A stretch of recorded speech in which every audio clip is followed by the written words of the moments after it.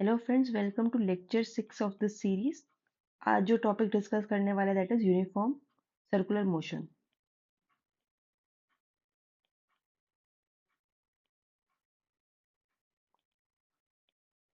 Circular motion क्या है कि जब भी कोई पार्टिकल मूव कर रहा है, से फॉर एग्जांपल एक प्लेन में एक पार्टिकल मूव कर रहा है, this particle is moving in a plane, और ये प्लेन में ऐसे मूव कर रहा है कि इसकी जो पोजीशन है वो एक पॉइंट से हमेशा फिक्स्ड है। नाउ से वी हैव दिस पार्टिकल, ये हमारा कोई पार्टिकल पी है और ये एक पॉइंट O है। With respect to point O, जो पार्टिकल P का डिस्टेंस है it is always fixed. Say this distance is R, ये R डिस्टेंस हमेशा फिक्स्ड है। पोजीशन फिक्स नहीं है, पर पॉइंट O से पॉइंट P का डिस्टेंस हमेशा फिक्स्ड है। पार्टिकल ये जो P पे मूव कर रहा है it will move all the way along this in 2D plane in सच अ वे कि इसका जो पोजीशन, जिसका जो डिस्टेंस है O से वो फिक्स्ड है। तो इस केस में जो मोशन है that is a circular motion, हमेशा वो मूव करेगा इन अ सर्कुलर पाथ। तो अब मैं ये कह सकती हूँ कि जो पार्टिकल P है वो परफॉर्म करेगा सर्कुलर मोशन पॉइंट O के about if it is moving in a plane, और उसका डिस्टेंस जो है O और P का वो हमेशा फिक्स रहे। अब ये जो पॉइंट O है it is called the centre of the circle. Circular motion है तो सर्कुलर मोशन में जो सर्कल का सेंटर है दैट इज O, हमेशा फिक्स रहेगा। एंड ये जो फिक्स डिस्टेंस R है it is radius of that circle. Also जो सर्कुलर मोशन में जब कोई भी पार्टिकल मूव कर रहा है तो obviously the velocity is always perpendicular to the distance OP। Velocity इस डायरेक्शन में होगी। अब नेक्स्ट कुछ टर्म्स डिफाइन कर लेते हैं। फर्स्ट वन में एंगुलर पोजीशन। किसी भी टाइम पे जो पॉइंट P है उसकी सर्कल में जो पोजीशन है वो निकालने के लिए हम जो टर्म डिफाइन करते हैं that is angular position. Now see this is coordinate axis, ये हमारा सर्कुलर पाथ है जिस पे पार्टिकल मूव कर रहा है। जब भी हमें पार्टिकल की पोजीशन फाइंड करनी है किसी भी टाइम पे, तो ये हमारा सेंटर पॉइंट है, this is O, this is point P, this is the position of particle at any time से T। तो यहाँ पे ये जो फिक्स लाइन है दिस इज R रेडियस। तो अगर हमें पता करना है कि पार्टिकल कहाँ है किसी भी टाइम पे, तो हम देखते हैं एंगल कितना बना रहा है, this how much this fix line is making, OP कितना एंगल बना रहा है with respect to the x axis. इसको डिनोट करते हैं थीटा। अब मान लो अगर पार्टिकल यहाँ पे हो तो थीटा की वैल्यू 0 होगी, यहाँ पे होगा तो थीटा विल बी 90, इधर होगा तो थीटा विल बी 180। अगेन जब इधर होगा and if we are calculating from this side तो theta is -π/2। Again clockwise positive, anti clockwise positive and clockwise negative. तो किसी भी टाइम पे थीटा की वैल्यू हमें बताएगी कि पार्टिकल P की पोजीशन क्या है। एंगुलर पोजीशन के लिए we can write that angular position is denoted by theta and it tells about position of P on the circle। इसकी जो यूनिट है जिसमें हम इसको मेजर करते हैं दैट इज रेडियंस। अब नेक्स्ट जो है हमारे पास सेकेंड, अब पोजीशन पढ़ लिया तो next we will move on to displacement, angular displacement.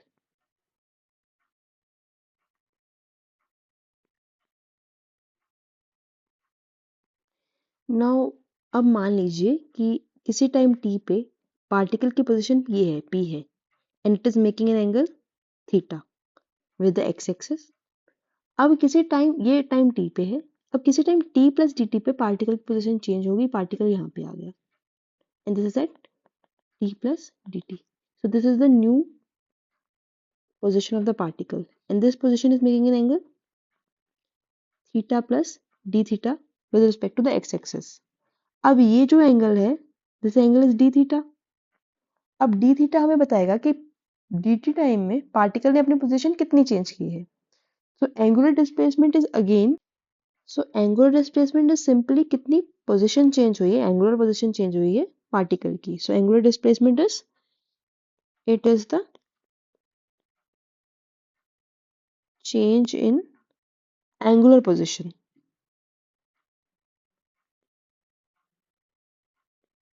Denote करेंगे with the symbol d theta, again measured in radians. Also ये जो angular displacement है, it is a vector quantity. ये vector quantity है. तो इसकी डायरेक्शन क्लॉकवाइज भी हो सकती है और एंटी क्लॉकवाइज भी हो सकती है. तो इसकी डायरेक्शन कौन सी है, कैसे इसकी डायरेक्शन स्पेसिफाई करेंगे, उसके लिए यूज करते हैं राइट हैंड थंब रूल.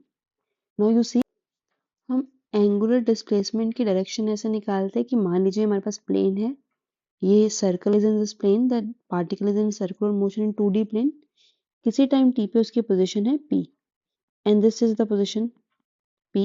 ये एंगल बना रही है theta with the x axis. अब किसी टाइम t प्लस dt पे उसकी पोजीशन आ गई ये, this is the new position. अब इस केस में जो एंगल बन रहा है that is theta plus D theta. तो p से प्री प्राइम तक जाने के लिए उसने जो एंगल बनाया, जो एंगुलर डिस्प्लेसमेंट है वो है डी थीटा. अब देखेंगे डिस्प्लेसमेंट की डायरेक्शन कैसी है, it is in this direction. तो हम यूज करेंगे राइट हैंड थंब रूल. हम क्या करेंगे, अपनी फिंगर्स को कर्ल करेंगे इस डायरेक्शन में, in the direction of D theta. तो फिंगर्स को जब इस डायरेक्शन में कर्ल करेंगे तो जो हमारे थंब की डायरेक्शन है, राइट हैंड लेना, जो हमारे थंब की डायरेक्शन है वो हमें डायरेक्शन देगी displacement, angular displacement D theta की. Now if we try to do that, मुझे मिलेगा कि जो हमारा थंब है it is in this Z direction. तो मेरा डिस्प्लेसमेंट तो एक्स वाई प्लेन में हो रहा है, बट जो एंगुलर डिस्प्लेसमेंट की जो डायरेक्शन है वो जेड डायरेक्शन में है. तो ऐसे वेक्टर जिसमें मोशन तो एक्स वाई प्लेन में है पर वेक्टर की डायरेक्शन जेड में है, out of the plane, axis के अलॉन्ग है, तो ऐसे वेक्टर को पहले तो एक्सियल वेक्टर कहते हैं. दूसरा, डी थीटा की जो डायरेक्शन है वो अलोंग द जेड डायरेक्शन है, this gives the direction of D theta. अब मोशन सर्कुलर है, मोशन तो प्लेन में है, पर जो डायरेक्शन है डी थीटा की वो एक्सिस के अलॉन्ग है, इसलिए it is called an axial vector. तो इससे आप एक चीज कंक्लूड कर सकते हो कि अगर मोशन क्लॉकवाइज है, particle is moving in a clockwise direction, तो जो उसका एंगुलर पोजीशन या एंगुलर डिस्प्लेसमेंट का जो वेक्टर है, एंगुलर डिस्प्लेसमेंट का वेक्टर वो इनवर्ड होगा. और अगर एंटी क्लॉकवाइज है, काउंटर क्लॉकवाइज है, तो आउटवर्ड होगा. नेक्स्ट जो हमारे पास है that is average angular velocity. इसको जो सिंबल से डिनोट किया जाता है दैट इज ओमेगा. और omega average is velocity, we know it is displacement upon time. अब यहाँ पे it is angular displacement, change in angular displacement, or sorry, the angular displacement over the change in time, theta f minus theta I divided by delta t. अब इसकी अगर unit की बात करूँ तो थीटा की यूनिट होती है रेडियन और टाइम की सेकेंड, तो रेडियन पर सेकेंड. डायमेंशंस, थीटा की कोई डायमेंशन नहीं होती और टाइम की डायमेंशन होती है टी, तो इसकी डायमेंशन होगी टी इनवर्स. ऑल्सो ये किस टाइम के लिए डिफाइन होता है, it is only defined for finite time interval.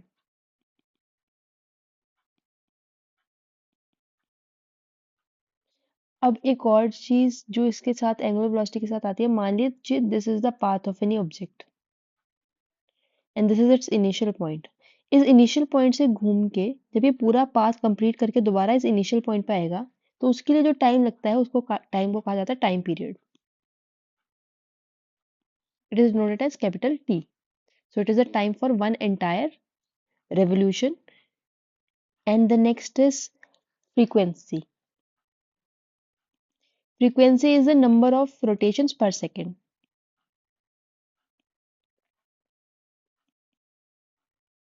Frequency को डिनोट करने के लिए जो सिंबल हम यूज करते हैं दैट इज न्यू या फिर f, small f, and 1/t is how it is written.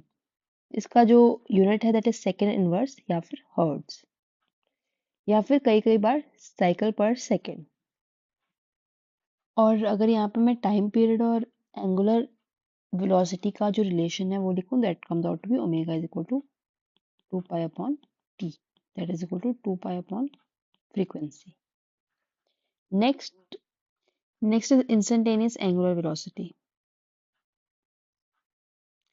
ये है किसी एक इंस्टेंट पे वेलोसिटी।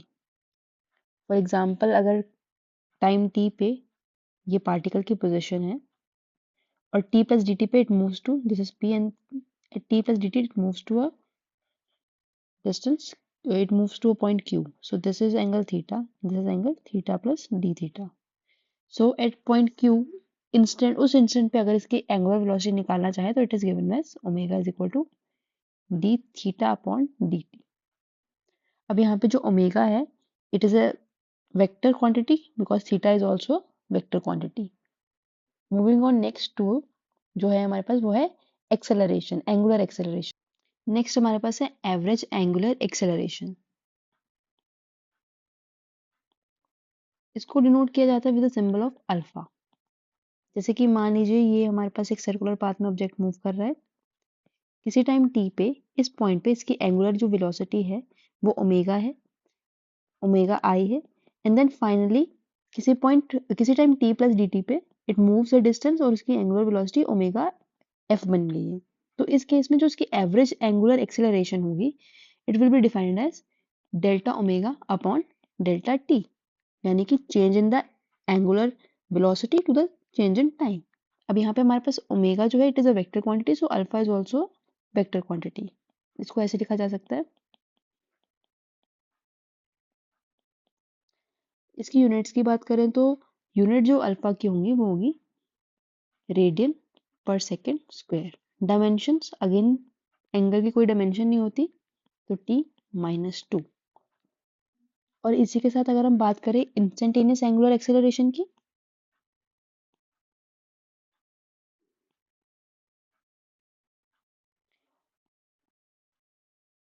This is average. जो इंस्टेंटेनियस है that is D omega upon D T. अब यहाँ पे एक केस अगर ऐसा हो जिसमें हमारे पास ओमेगा जो है वो कांस्टेंट रह रहा है पूरे मोशन में, तो इस केस में जो अल्फा की वैल्यू होगी वो 0 होगी। ये एक स्पेशल केस है जिसको डिफाइन करने के लिए कहा जाता है uniform circular motion. So this will give us the average angular acceleration और इंस्टेंटेनियस एंगुलर एक्सेलरेशन। दोनों एक वेक्टर क्वांटिटीज है। इसको लिखने का एक और तरीका है इंस्टेंटेनियस एक्सेलरेशन को multiply and divide both sides by D theta.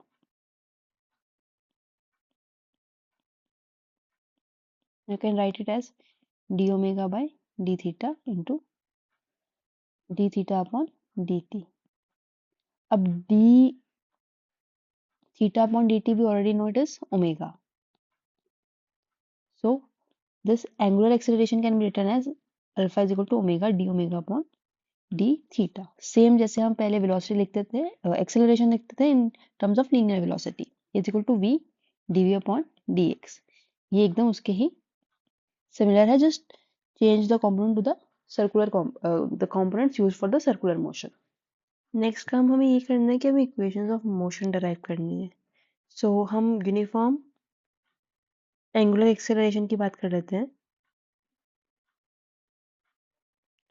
Uniform angular acceleration के केस में जो हमारा अल्फा होगा वो एक कांस्टेंट क्वांटिटी होगा and we know alpha is D omega upon D T. So यहाँ से डी ओमेगा की वैल्यू आ गई alpha D T. Integrating both sides से हमारा ओमेगा जो चेंज हो रहा है ओमेगा इनिशियल से ओमेगा फाइनल तक, टाइम चेंज हो रहा है 0 से t। जब हम इंटीग्रेट करेंगे we will get omega final minus omega initial is equal to alpha t. यहाँ से omega final is equal to omega i plus alpha t. Here इसको मैं ऐसे भी लिख सकती हूँ omega is equal to omega naught plus alpha t. This initial is omega naught and final is omega. Also I know that ये equation number 1 है। Also from here I know that I can write omega as d theta upon dt. Again d theta is equal to omega naught plus omega naught dt plus alpha t dt. Again integrate both sides. Theta changes from theta say 0 to theta it changes and time changes from 0 to t. So what I will obtain is theta is equal to omega naught t plus alpha t square upon 2. Theta is equal to omega naught t plus half alpha T square. This is equation number 2। Now ये equation देखने में आपको लग रहा होगा this equation is like v is equal to u plus at and this is s is equal to ut plus half at square। वो linear motion के लिए थी, ये दो इक्वेशन सर्कुलर मोशन के लिए है। दो इक्वेशन आगे हमें थर्ड वाली इक्वेशन लिखनी है। अब जो मुझे थर्ड इक्वेशन है उसके लाने के लिए इन दोनों इक्वेशन में I need to remove the value of t। तो फर्स्ट इक्वेशन से मैंने लिख लिया t is equal to omega minus omega naught divide by alpha, और ये वैल्यू मैंने अब पुट कर दी सेकंड इक्वेशन में। तो theta is equal to omega not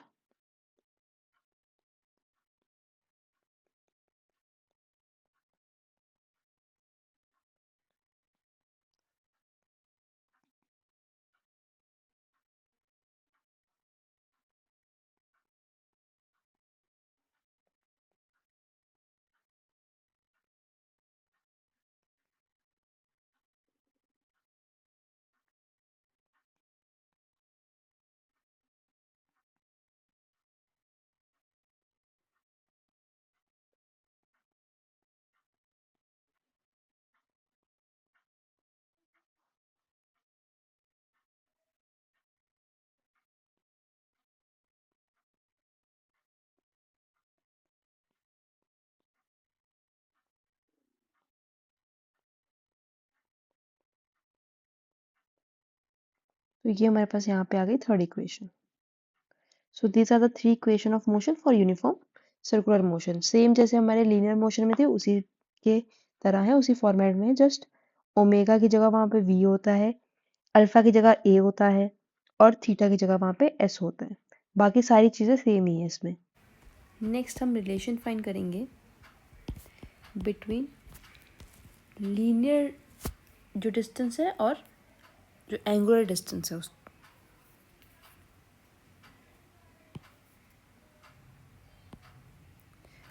अब नेक्स्ट हम ये करने वाले हैं, हम एंगुलर टर्म्स और जो लीनियर टर्म्स है उनके बीच में रिलेशन फाइंड करने वाले हैं। सबसे पहले आप देखिए, ये हमारा लेट यहाँ से object it start motion at point A and finally किसी time t plus D T पे वो यहाँ पॉइंट बी पे आ गया। तो यहाँ से यहाँ मूव करने के लिए जो उसने एंगुलर उसकी जो डिस्प्लेसमेंट थी, now let say that angular displacement is delta theta. तो अब यहाँ से हम तो ये लिख सकते हैं कि जो हमारी एंगुलर डिस्प्लेसमेंट है इस बॉडी को ए से बी तक जाने के लिए, that is somewhat angular displacement it is delta theta. पर कितना जो उसने डिस्टेंस कितना ट्रैवल किया ए से बी के लिए, that is distance is this A B arc. Now we are aware of the formula, maths में एक फॉर्मूला होता है theta is equal to arc upon radius. तो हमारे पास ये जो डेल्टा थीटा है इट इज आर के बी अपॉन रेडियस आर। सो यहाँ से डिस्टेंस हमारे पास आ गया आर डेल्टा थीटा। ना अगर हम बात करें हमें डिस्प्लेसमेंट निकालनी है पॉइंट ए से पॉइंट बी तक, तो डिस्प्लेसमेंट के लिए हमें सिंपली ये वाला डिस्टेंस निकालना होता है, दिस।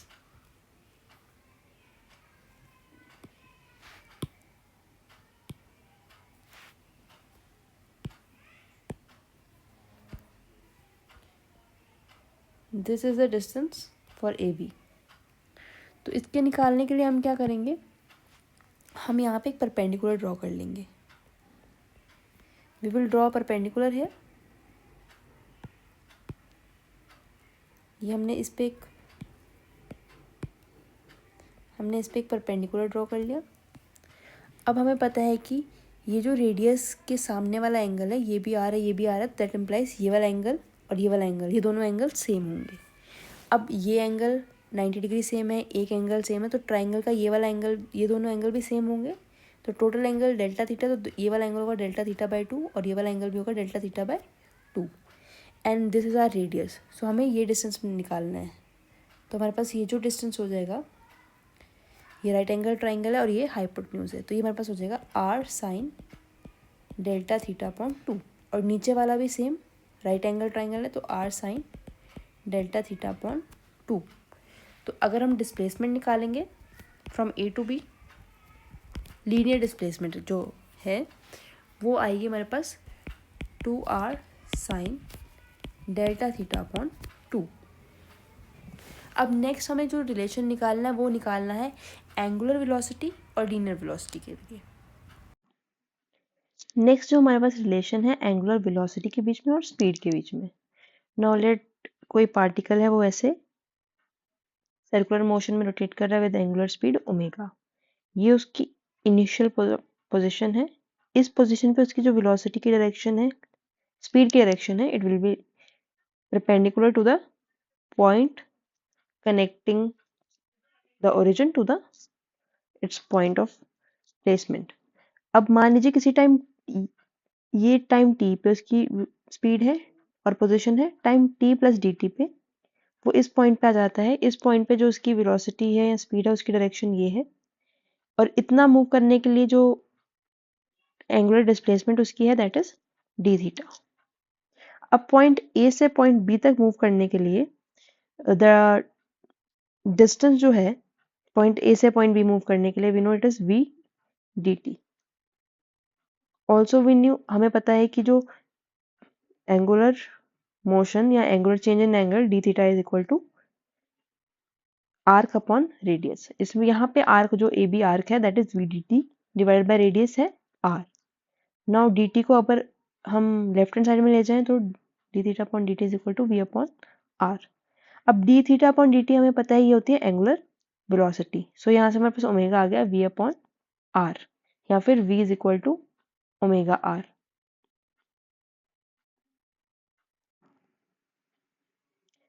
अब अगर यूनिफॉर्म सर्कुलर मोशन में एक्सेलरेशन की बात की जाए तो यूनिफॉर्म सर्कुलर मोशन में हमारे जो एंगुलर वेलोसिटी ओमेगा है it is a constant. Omega के कांस्टेंट होने के साथ वी नो, हमें पिछले उसने निकाला था v is equal to omega and r. R radius है, v स्पीड है, तो ओमेगा कांस्टेंट है तो हमारी जो स्पीड है वो भी कांस्टेंट ही रहेगी। अब ये जो एक्सेलरेशन a है ये हमारी जो है स्पीड, इसका काम सिर्फ स्पीड चेंज करना, स्पीड ये चेंज नहीं करती है। So what it changes only the direction of the velocity.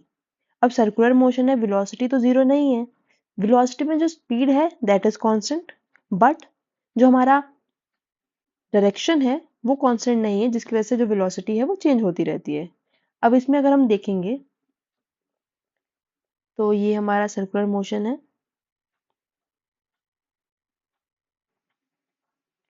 Not let's see कि ये मान लीजिए जैसे सर्कुलर मोशन में इसमें पार्टिकल मूव कर रहा है, किसी टाइम t पे ये पार्टिकल की पोजीशन है और इस पॉइंट पे जो इसकी वेलोसिटी की डायरेक्शन है that is this direction upward, and I denoted by vi और v।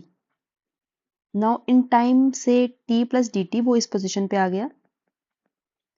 इस पॉइंट पे आने के लिए ही that particle moved an angular made an angular displacement of d theta, और यहाँ पे इसकी जो वेलोसिटी है उसकी डायरेक्शन इस तरफ है, दिस इज v फाइनल।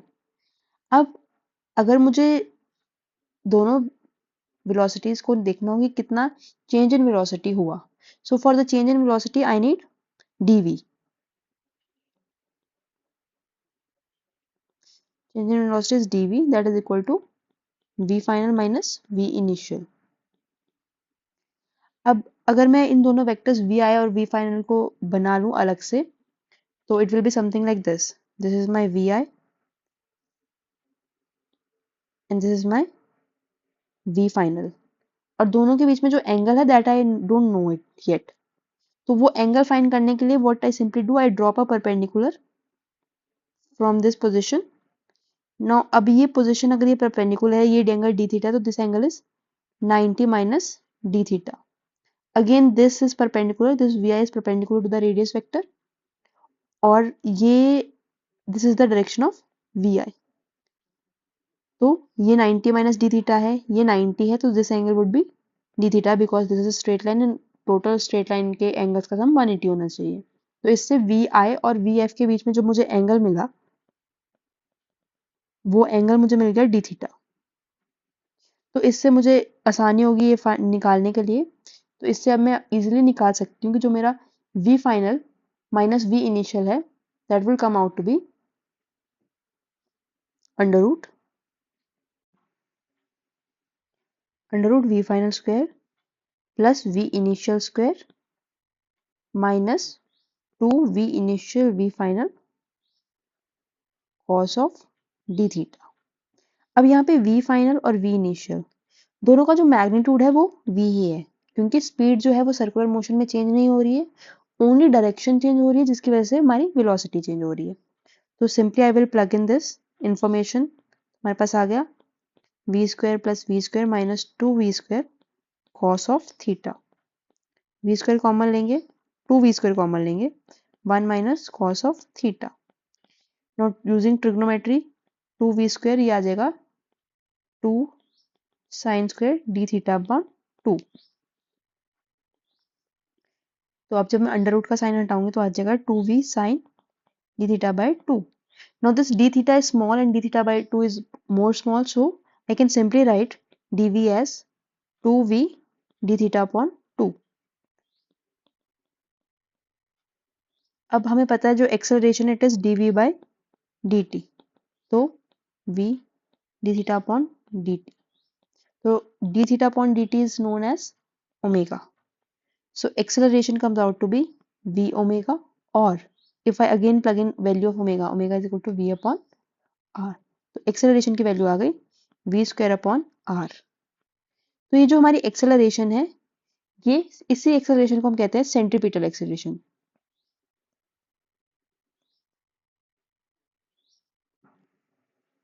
अब इसी एक्सेलरेशन को निकालने का एक और तरीका है। से हमारा पार्टिकल सर्कुलर मोशन कर रहा है एक्स वाई प्लेन में, तो उसका जो एंगुलर वेलोसिटी होगा वो, क्योंकि angular velocity is axial vector, तो वो के की डायरेक्शन में होगा, वो एक्स और वाई की डायरेक्शन में नहीं होगा, वो उससे परपेंडिकुलर होगा। और अगर जो एंगुलर वेलोसिटी वो एंटी क्लॉकवाइज डायरेक्शन में है, तो हमारा जो ओमेगा होगा it will be around omega के कैप, आउटवर्ड होगा।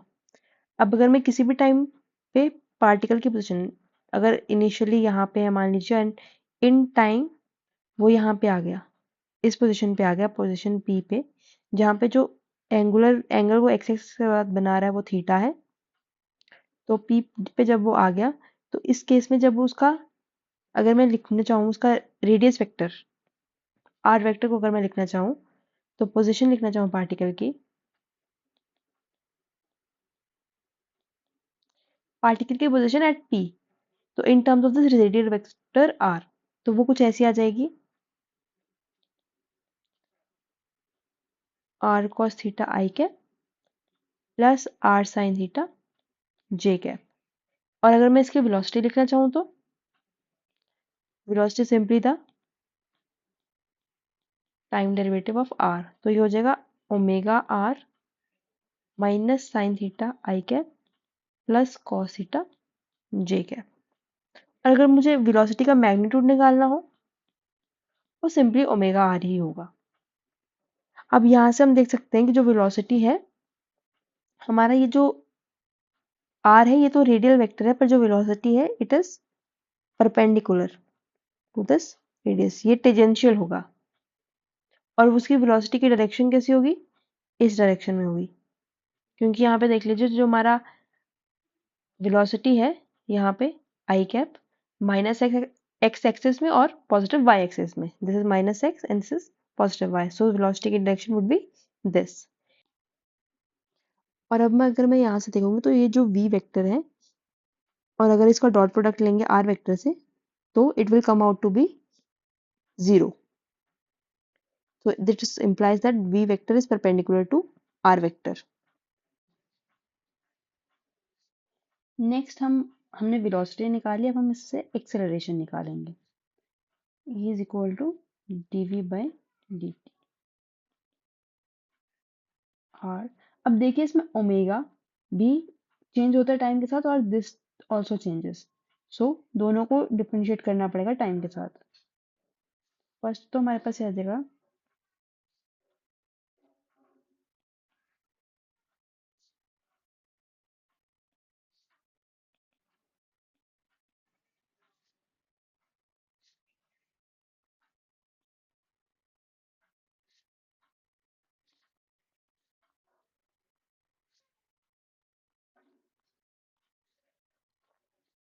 अब यहाँ से देखें तो ये d theta by d t है, दिस इज ओमेगा ओनली। तो हमारे पास एक तो आ जाएगा omega square r minus cos theta i cap minus sine theta j cap, और नेक्स्ट हमारे पास बनेगा alpha r, this d omega by d T is alpha, r एक बाहर था तो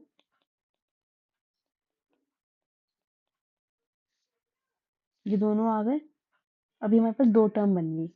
अब अगर इसको हम एक और तरीके से लिखना चाहें तो this is also an acceleration, और ये भी एक एक्सेलरेशन है। ये एक्सेलरेशन का मैग्नीट्यूड है और ये उसकी डायरेक्शन है। अब अगर डायरेक्शन को देखेंगे तो this direction it points inward towards the centre, तो ये सेंट्रीपिटल एक्सेलरेशन है हमारी, सेंट्रीपिटल एक्सेलरेशन, और ये हमारी टेंजेंशियल एक्सेलरेशन है। तो सेंट्रीपिटल एक्सेलरेशन तो हम पहले भी फाइंड कर चुके हैं। सेंट्रीपिटल एक्सेलरेशन का मैग्नीट्यूड है ओमेगा स्क्वायर आर या फिर वी स्क्वायर आर, और जो हमारी टेंजेंशियल है उसका मैग्नीट्यूड अब हमारे पास आया अल्फा आर। मूविंग फॉरवर्ड, जो हमारी टोटल एक्सेलरेशन होगी दैट उसका मैग्नीट्यूड होगा centripetal acceleration square plus tangential acceleration square. तो ये अगर हमारा सर्कुलर मोशन है, centre and position of point, तो ये हमारी सेंट्रीपिटल एक्सेलरेशन की डायरेक्शन होगी, ये टेंजेंशियल एक्सेलरेशन की डायरेक्शन होगी। जो नेट एक्सेलरेशन होगा वो इनका रिजल्टेंट होगा।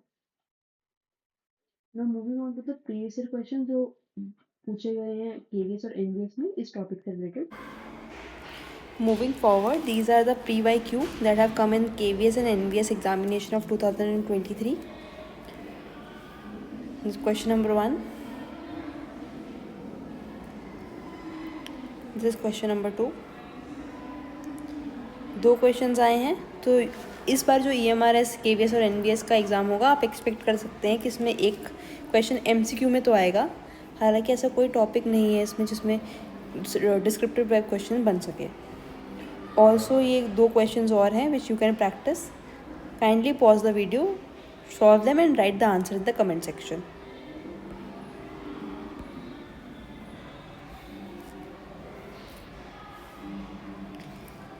That's all from my side of this topic. Thank you for watching.